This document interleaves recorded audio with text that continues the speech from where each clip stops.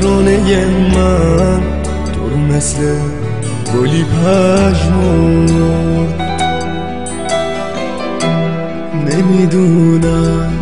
نمیدونم که چی گفتم تو شنیدی، چه خطایی سر زد از من که تو از من دل بریدی، که تو از من دل بریدی.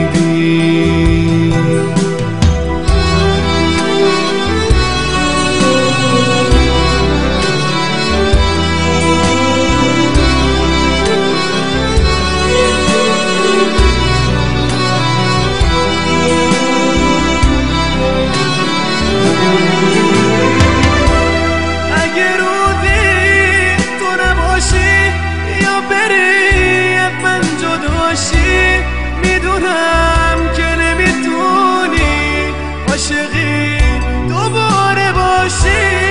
اگه روزی تو نباشی بین ما حرفی نباشه، نمیدونم کی میتونه که برام مثل تو باشه،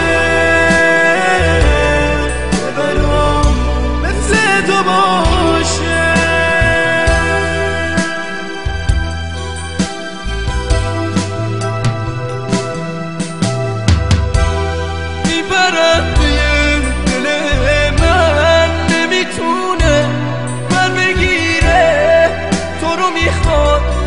کنارش گلو پر از سر بگیره، آخه ایفه پر نگیره، پشت ابرو نبینه، ایفه اینجا تک و تنها تو قفص بی کس بمونه، تو قفص بی کس بمونه.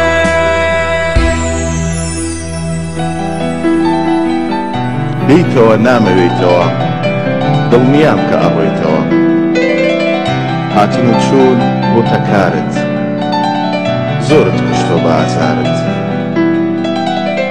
ڕۆژێکە بیرەکەیتەوە خۆت پەشیمانە بیتەوە. نمیدونم نازنینم که کدوم هست تو رو آزرد، یا کدوم ترانه من تو رو مثل گلی پشمرد. میدونم یه روز میایی که به من بدی رهایی، ولی اون روز خیلی دیره، کاش میشد زودتر بیایی، کاش میشد زودتر بیایی. نمیدونم که چی گفتم تو شنیدی، چه خطایی سر زد از من که تو از من دل بریدی، که تو از من دل بریدی.